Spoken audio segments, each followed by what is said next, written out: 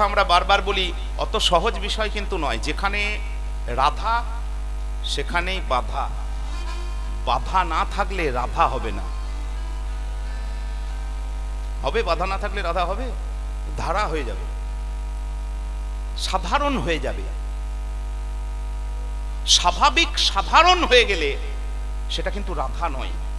যেটা বিশেষ, যেটা স্পেশাল, যেটা বিপরীতে যাওয়ার মতন ক্ষমতা রাখে, সেটাই রাধা। উপরের জল নিচেতে যায় তাকে বলে ধারা। এটা তো নর্মাল, এটা স্বাভাবিক।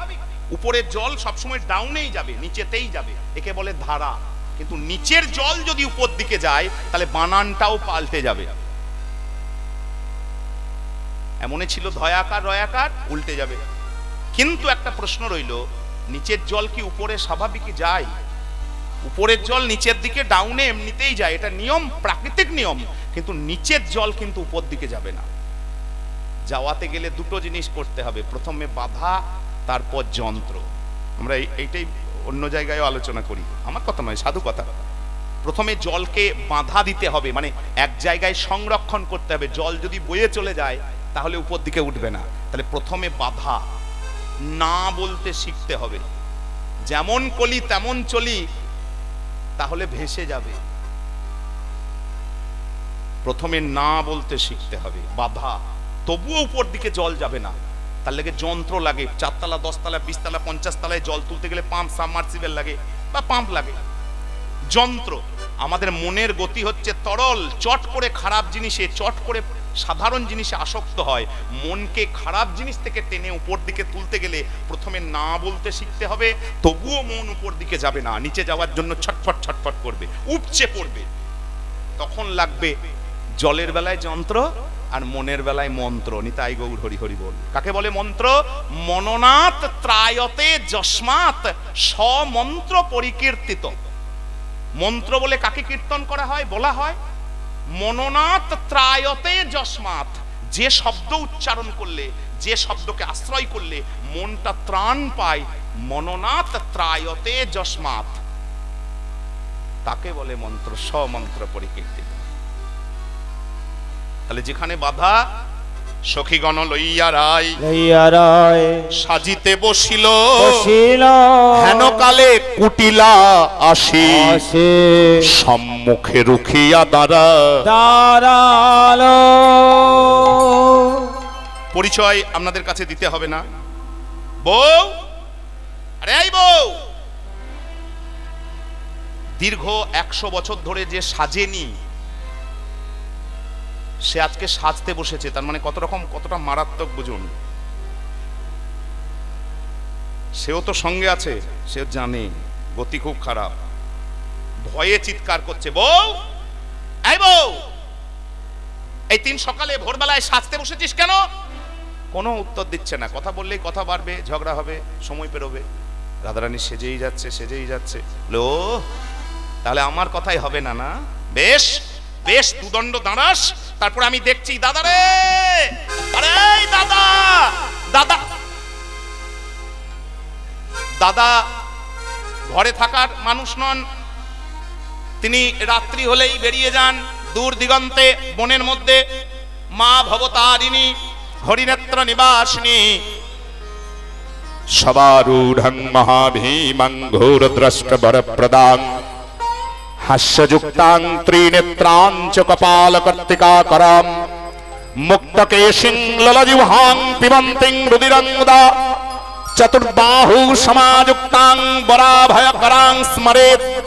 काली काली महाकाली, काली के पापहारिणी, धर्मार्थमक्षदे देवी नित्यम मे वरदा भवो। এই দাদা, হয়েছে তোর পূজা। কেঁপে উঠেছে, বুঝলেন? আর হাত থেকে মন ফুলটি পড়ে গিয়েছে। একে রুদ্রচণ্ড, সবসময় রেগেই থাকে। তারপর মায়ের পূজায় বিঘ্ন, মা কালীর পূজা তার দ্বারা ক্ষতিগ্রস্ত হয়েছে। লাফিয়ে উঠেছে। কি হলো রে? এই কুটিলা, এমন করে থরথর করে কাঁপছে, চিৎকার করছিস কেন? মায়ের কিছু হয়েছে? বলে না, রাগ তোর মা। বলে তাহলে তোর বউ, তোর সাধের বউ, তোর সাধের বউ ঘর ছাড়বে, তাড়াতাড়ি আয়। ছি ছি ছি ছি। আয়ান থরথর করে কাঁপছে, বলছে এই কথাটি বলার জন্য তুই আমার পূজার ফুল ফেলে দিলি। তবে আজকে তার একদিন না হয় তোর একদিন। অতিরিক্ত রাগে দেখবেন বিবেচনা চলে যায় মানুষের। করেছে কি, মা কালীর হাতে যে খড়গ, সে খড়গটি তুলে নিয়েছে। ক্রোধেতে আয়ান হয়ে কম্পমান কহে কমলিনী পাশে, তুমি নাহি মানি বাধা, কোথা যাবে রাধা, তোমার মনে কি বাসনায় আছে। কাঁপতে কাঁপতে জয় কালী জয় কালী, কাঁপতে কাঁপতে খড়গটি নিয়ে এসে কোনো বিচার করেননি, একবারে রাধারানীর ঘাড়ে ঠেকিয়েছেন। বলে তুমি নিজ পতি ত্যাজি, পরপতি ভোজি মজিলি রাখালো শোনে, আজ তোর পূর্ণ হইল কাল, ঘুচাবো জঞ্জাল দিন কৃষ্ণ দাস ভনে। যার জিনিস, বুঝলেন গো, যার জিনিস তার ঘাড়ে পড়েছে। তো বলে স্বামী গো, তুমি এখনো কালী চিনতে পারো নাই। সাক্ষাৎ মহাকালী তুমি যেচে নিয়ে এসেছিলে, তোমার ঘরেই ছিল, তুমি চিনতে পারোনি। আজ তো চলে যাব, আর ফিরবো না। তো যাবার আগে একবার দেখিয়ে দিয়ে যায় কালী কাকে বলে। ক্রোধে কাঁপতে কাঁপতে কালিকা মূরতি ধরি রায় দাঁড়াইল, কাঁপিতে কাঁপিতে আয়ান মায়ের চরণে পড়িল,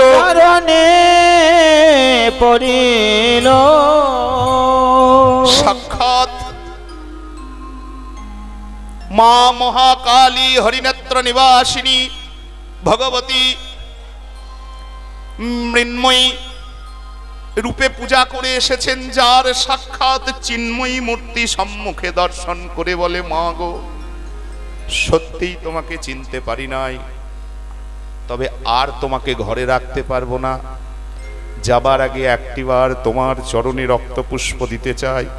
এই বলে কর্ম মুদ্রায় রাধারানীর চরণে বসে ওম करालवदनं घोरं मुक्तकेशिं चतुर्भुजां कालिकां दक्षिणां दिव्यां मुन्नमाला विभूषितां शतश्छिन्नशिरो खड्ग वामादोर्ध्वकराम्बुजम् अभयं वरदं चैव दक्षिणादोर्ध्वपानिकं महामेघप्रभां श्यामं तथा चैव दिगम्बरीं कंठवशक्तमुन्नालि गलदरूधीर चर्चितां कर्णावतं शतानीत शवजुग्म भयानकं घोरदंष्ट्रां करालस्यं पीनोन्नतोपयोधरं शवनं करसंघातै कृतकाञ्चिन् हसन्मुखीं शीघ्रदयगलद्रक्तधारा विस्फुरिताननं घोररावं महारुद्रीं श्मशानालयवासिनीं बलार्कमण्डलाकारं लोचनत्रितयान्वितं दन्तुरां दक्षिणां व्यापी मुक्तालम्बी कचोच्चयं शवरूपी महादेव हृदयोपरि संस्थितां शिवाभीर्घोररावाभीर् चतुर्दिक्षु समन्वितां महाकालेन च समं विपरीतरतातुरं सुखप्रसन्नवदनां स्मिराननशरार्हम् एवं संचिन्तयत्कालिं धर्मकामार्थसिद्धिदाम् एवं संचिन्तयत्कालिं धर्मकामार्थसिद्धिदाम्।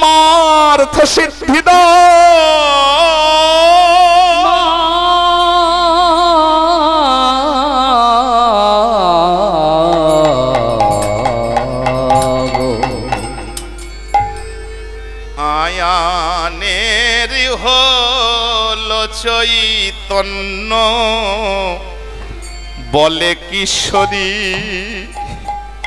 তুমি ধন্য।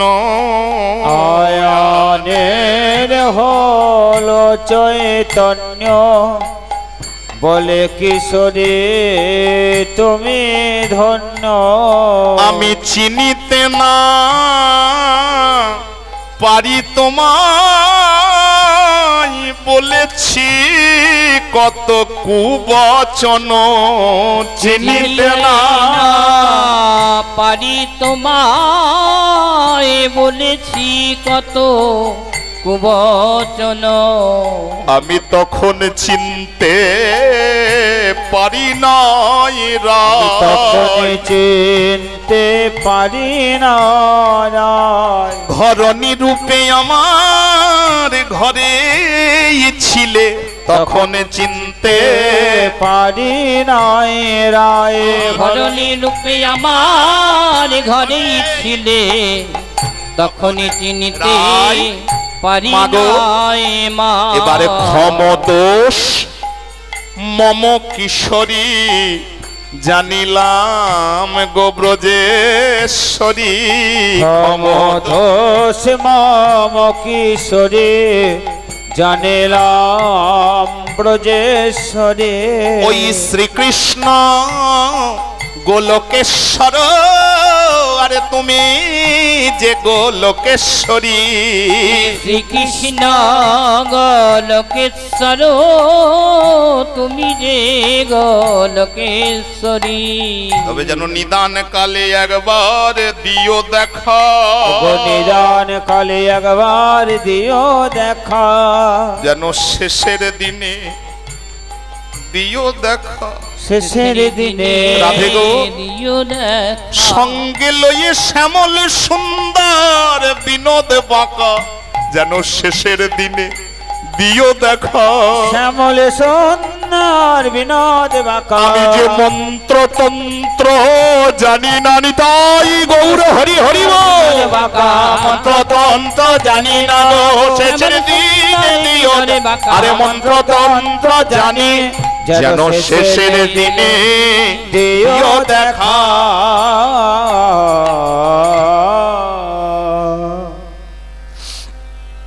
সব একাকার করে দিলেন, আর করে দেওয়াই উচিত। শেষের দিনে তো একটা উদাহরণ আছে জানেন তো, আমি কাছে থেকে যদি দেখি না, কাছে থেকে আমি যদি স্টেজ থেকে নেমে আমি কাছে থেকে দেখি সবাইকে আলাদা আলাদা মনে হবে। আমনি আলাদা, এটা মাইক্রোফোন, এটা বক্স, এটা মন্দির, আমনি আলাদা আমনি আলাদা আমনি। কিন্তু আমি যদি এই মুহূর্তে হেলিকপ্টার থেকে দেখি,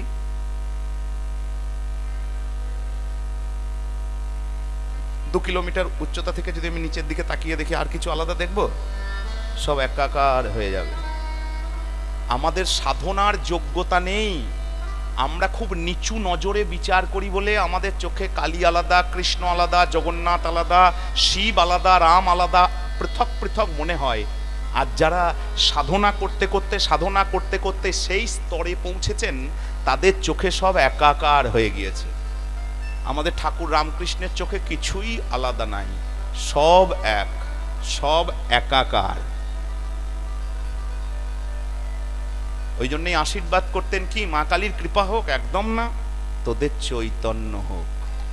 কারণ যতক্ষণ চৈতন্য না হবে ততক্ষণ কোনটা কালী, কোনটা কৃষ্ণ, কোনটা শিব, কোনটা দুর্গা, কোনটা রাম কিছুই চিনতে পারবে না। নিতাই গৌর হরি হরি বল।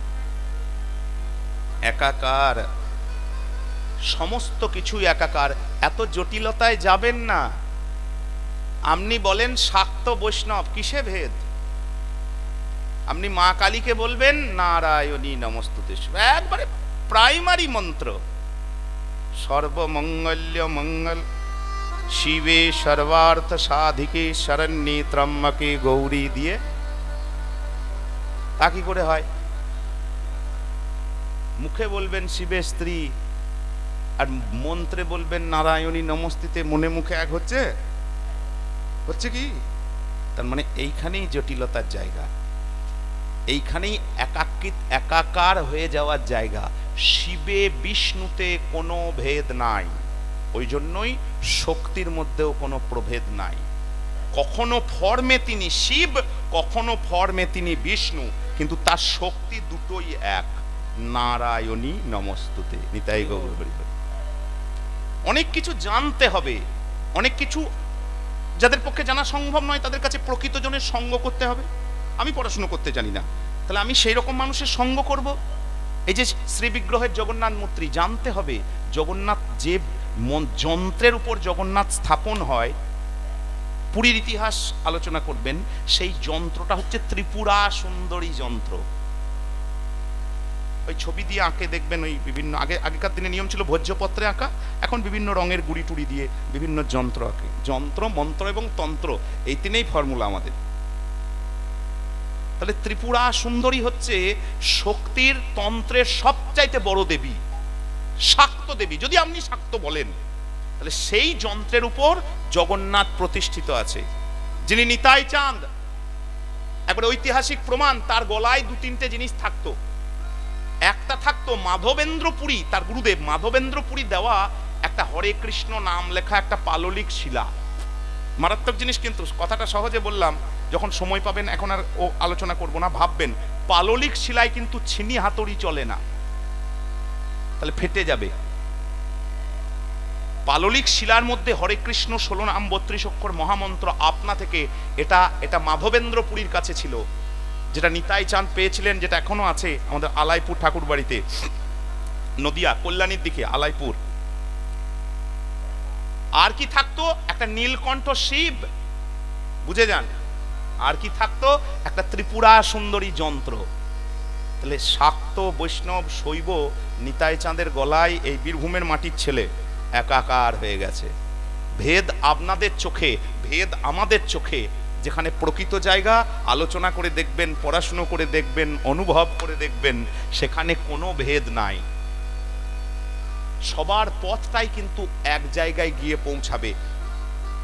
আপনি আপনারটা ধরে থাকবেন। আপনার গুরুদেব যেটা দিয়েছেন সেটাই আপনার কাছে শ্রেষ্ঠ, আমার গুরুদেব যেটা আমাকে বলেছে সেটাই আমাদের কাছে শ্রেষ্ঠ, কিন্তু আপনার সঙ্গে আমার কোনো ভেদ নাই। পদ্ধতি আলাদা হতেই পারে, আপনার মেথড আলাদা, আপনি অন্য ইনস্টিটিউশনের ছাত্র, আমি অন্য ইনস্টিটিউশনের ছাত্র, কিন্তু আপনারও যা লক্ষ্য আমারও তাই লক্ষ্য। নিতাই গৌর হরি হরি বল।